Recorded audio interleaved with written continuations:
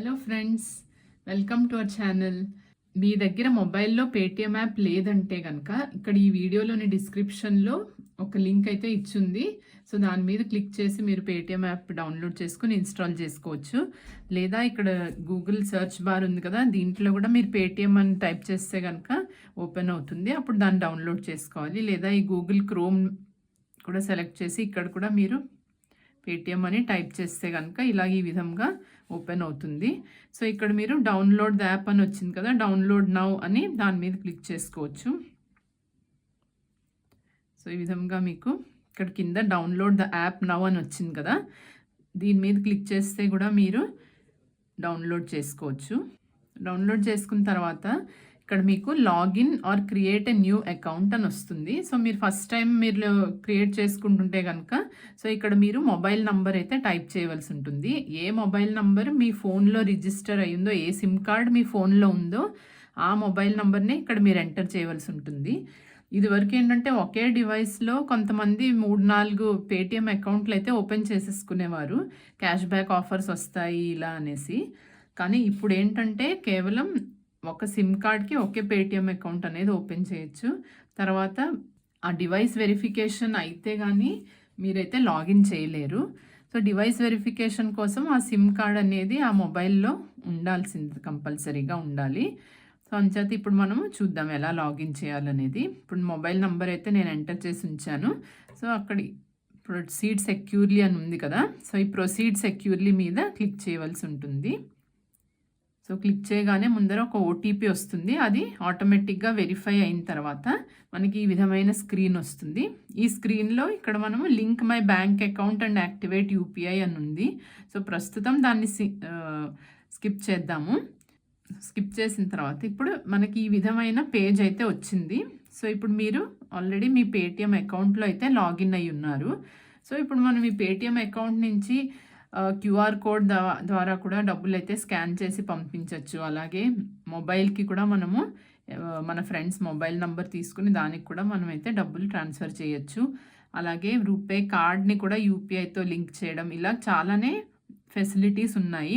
Bank అకౌంట్కి డైరెక్ట్గా మనం డబ్బులు ట్రాన్స్ఫర్ చేయొచ్చు. అలాగే మనం బ్యాలెన్స్ అండ్ హిస్టరీ చూడొచ్చు, మన బ్యాంక్ అకౌంట్లోని బ్యాలెన్స్ ఎంత ఉందనేది కూడా ఈ పేటిఎం యాప్ ద్వారా చూడొచ్చు. అలాగే మొబైల్ రీఛార్జ్ అనేసి చేసుకోవచ్చు, మన ప్రీపెయిడ్ మొబైల్స్కి రీఛార్జ్ చేయొచ్చు.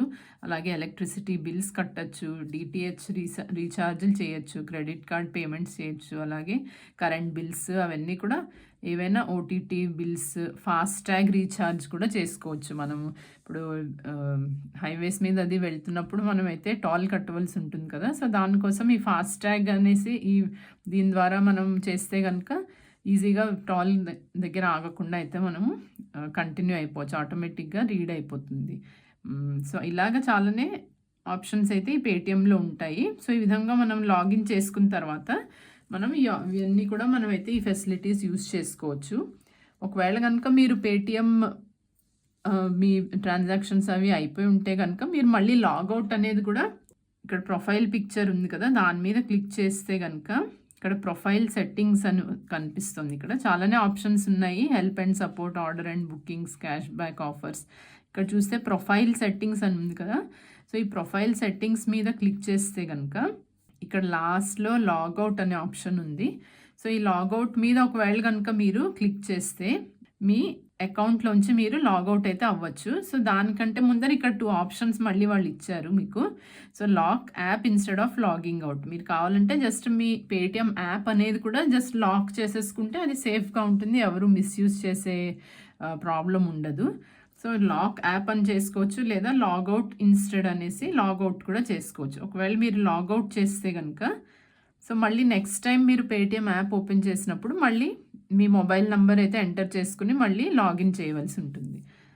సో ఇలాగ మళ్ళీ ఈ విధమైన స్క్రీన్ వస్తుంది. సో అప్పుడు మళ్ళీ మీరు మొబైల్ నంబర్ ఎంటర్ చేసుకోవాలి. ఈ విధంగా మొబైల్ నంబర్ మళ్ళీ ఎంటర్ చేసిన తర్వాత మళ్ళీ ఇక్కడేమో ప్రొసీడ్ సెక్యూర్లీ అనేసి మళ్ళీ మనం అయితే మళ్ళీ యాప్లోకి లాగిన్ అవ్వచ్చు.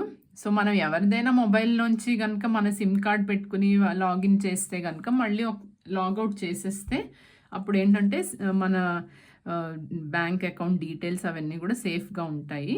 సో అంచేత లాగౌట్ చేసినప్పుడల్లా ప్రతిసారి లాగిన్ అయితే చేయవలసి ఉంటుంది. అలాగే ఇక్కడ ఈ పేజ్లోనే చేంజ్ లాంగ్వేజ్ అని కూడా ఉంది. సో మీరు కావాలంటే ఇక్కడ మీరు లాంగ్వేజ్ కూడా చేంజ్ చేసుకోవచ్చు. మీకు తెలుగు కావాలంటే ఇక్కడ తెలుగు సెలెక్ట్ చేయొచ్చు.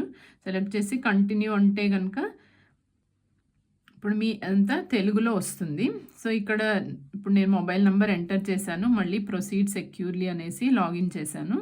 లాగిన్ చేసిన తర్వాత enter OTP, verify phone number. So అది వచ్చేస్తుంది. ఓటీపీ ఆటోమేటిక్గా రీడ్ అయ్యి. సో ఇప్పుడు ఇక్కడ స్కిప్ అందాము.